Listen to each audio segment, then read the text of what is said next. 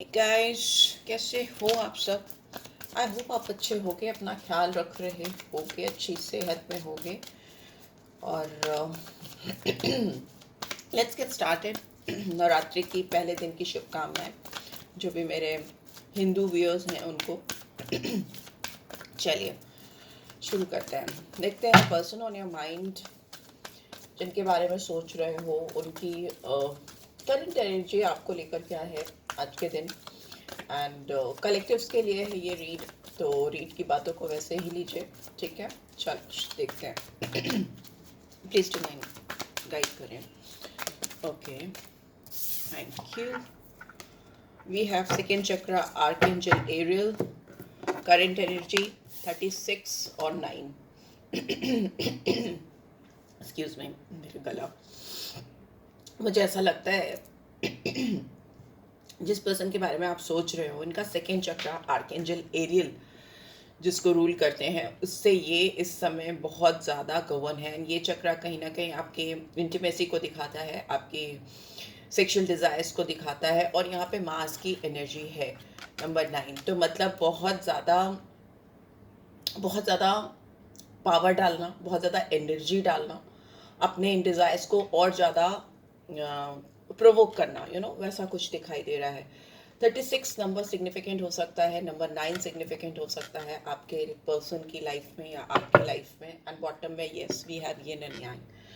तो यस, इस पर्सन की अगर बात करें तो करंट एनर्जी में ये आपके साथ में एक यू नो इनसेपरेबल बॉन्ड में जाना चाहते हैं जिसको कोई अलग ना कर सके। यिन एंड यांग की एनर्जी जो होती है वो शिव पार्वती की एनर्जी होती है, या आप ऐसा भी कह सकते हो कि हो सकता है आपकी और आपके पर्सन की जो एनर्जीज हैं इस समय पर्टिकुलरली डिफरेंट है। डिफरेंट इन द सेंस कि आप में से कोई एक बहुत कूल हो सकता है, शांत हो सकता है, और दूसरा काफ़ी एग्रेसिव हो रहा है। यहाँ पे मुझे आपके पर्सन की एनर्जी दिखाई दे रही है जो कि सेकेंड चक्रा से, मतलब आपके सेक्रल चक्रा से गवर्न हो रही है, और फायरी है, बहुत फायरी है, बिकॉज ये चक्रा ऑरेंज से ही रिफ्लेक्ट होता है, और फायर को भी ऑरेंज से ही दिखाते हैं।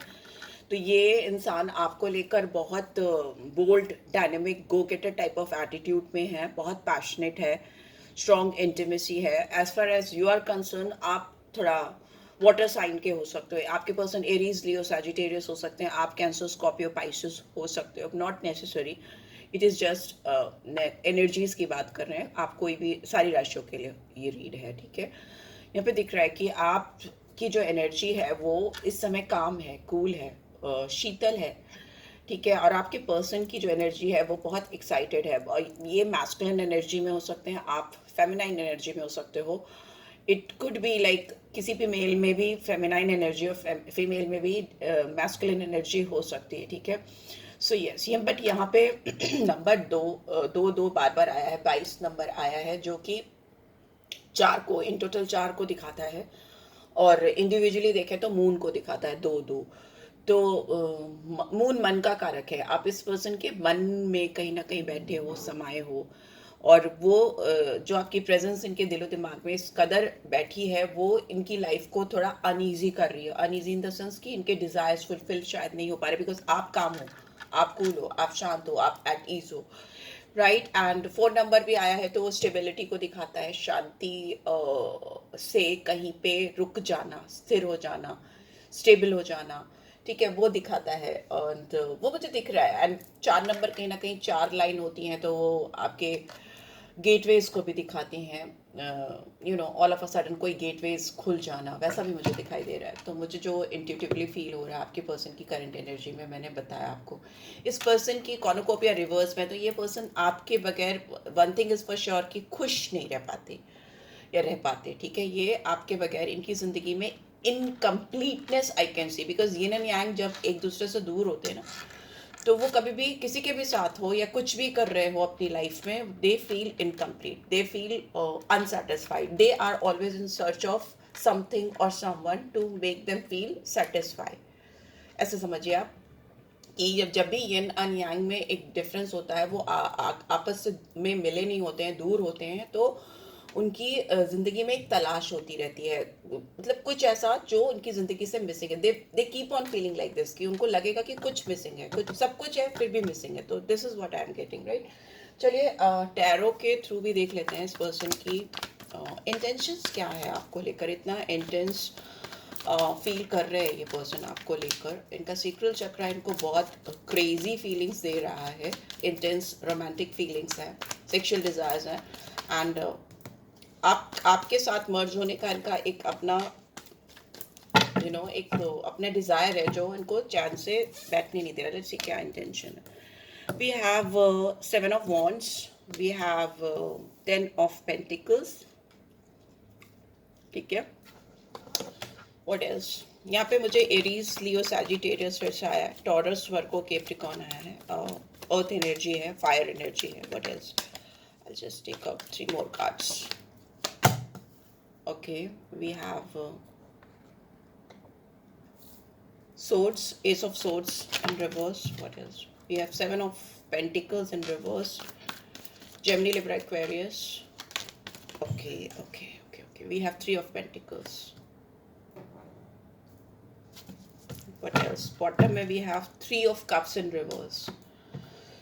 एक चीज दिख रही है कि आपके पर्सन जिस किसी के भी साथ हैं अपनी जिंदगी में, this person is not happy, ठीक है। चाहे वो फ्रेंड्स के साथ में हो, अपने घर वालों के साथ में हो, या किसी थर्ड पार्टी सिचुएशन ये लोग भी हो सकते हैं, घर वाले हैं या फिर फ्रेंड्स हैं या फिर जेन्युइनली कोई और है, मेल फीमेल उनकी लाइफ में, वो इनको खुश नहीं रख पा रहे, या ये खुशी तो खैर कोई क्या ही देगा, आप ये खुद में ही खुश नहीं हो पा रही हैं या नहीं हो पा रहे हैं, ठीक है।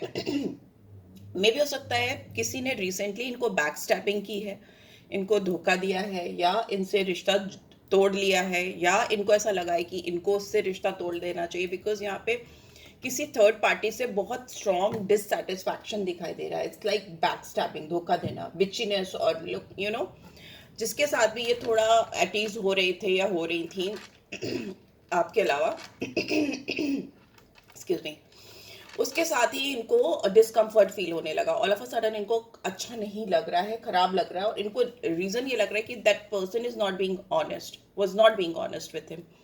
उन्होंने कहीं ना कहीं लगता है कि इनके सामने अपनी लॉयल्टी दिखाई थी, या लॉयल रहे थे, या डेडिकेटेड रहे थे, पर ये लोग इनके साथ, या ये पर्सन पर्टिकुलरली, देख लो जिसकी लाइफ में कौन सी थर्ड पार्टी सिचुएशन है, फ्रेंड्स हैं क्या है, इनके साथ वो लॉयल्टी नहीं दी है। इनको लग रहा है इनको इनसे झूठ बोला गया है, या इनसे कुछ चीज़ें छुपाई गई हैं। ओवरऑल देखें तो यह दिख रहा है ये इंसान आपके लिए अपनी फीलिंग्स को एडमिट करते हुए दिखाई दे रहे हैं, सरेंडर करते हुए दिखाई दे रहे हैं, अगर इंटेंशन की बात करें एक्सक्यूज मी। पर इनके अंदर लैक ऑफ करेज अभी भी है, हिम्मत नहीं होती है, हिम्मत नहीं है, लो फील करते हैं, और अपने आप को पूरी तरह से एक्सप्रेस करने में आपके सामने, अपने प्यार को एक्सप्रेस करने में आपके सामने कहीं ना कहीं बैकफुट पे चले जाते हैं, कॉम्प्रोमाइजिंग मोड में है ये, ठीक है। कॉम्प्रोमाइज कर देते हैं, एक्सप्रेशन की बात जब होती है तो उस बात को टाल देते हैं, या सोचते बाद में कर देंगे या कर देंगी, वैसा दिखाई दे रहा है। उनकी लाइफ में हो सकता है कोई all of a sudden financial, just a second पानी पी लेती हूँ मैं।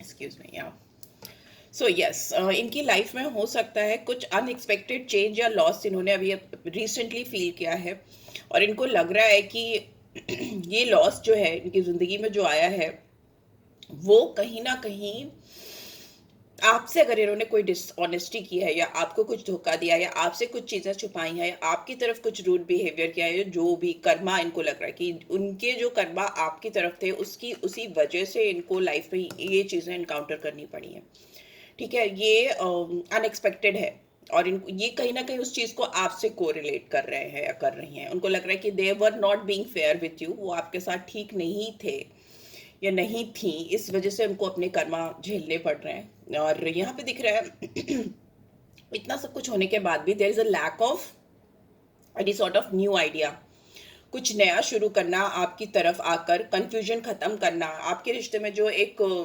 मिसअंडरस्टैंडिंग है या मिस इन्फॉर्मेशन आप दोनों के दिलो दिमाग में है, उसको खत्म कर पाने में this person is not capable of, अभी नहीं है। ऑल्दो इंटेंशन है कि वो आपके और अपने रिश्ते में एक क्लैरिटी लाए, मेंटल क्लैरिटी लेकर आए, बिकॉज इनको ऐसा लगता है कि आप नहीं हो तो इनकी लाइफ में इनकम्प्लीटनेस है, अधूरे हैं, लैक ऑफ अवेयरनेस है, लेकिन फिर भी ठीक है। मेरा थ्रोट चक्रा बहुत ज़्यादा इस समय मुझे डिस्टर्ब कर रहा है, तो मे भी हो सकता है इस पर्सन का जो थ्रोट चक्रा है वो इनका साथ नहीं देता आपके सामने। Just a second.